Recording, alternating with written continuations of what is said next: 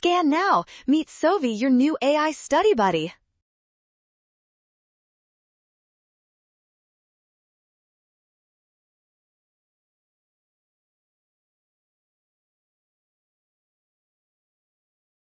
First, we identify the bonding types for each option. Lithium chloride is an ionic compound, while the others are molecular.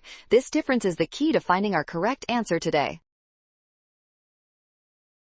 Boiling lithium chloride requires overcoming incredibly strong electrostatic forces between ions. These ionic bonds are much tougher to break than the weak intermolecular forces found in the other three molecular substances.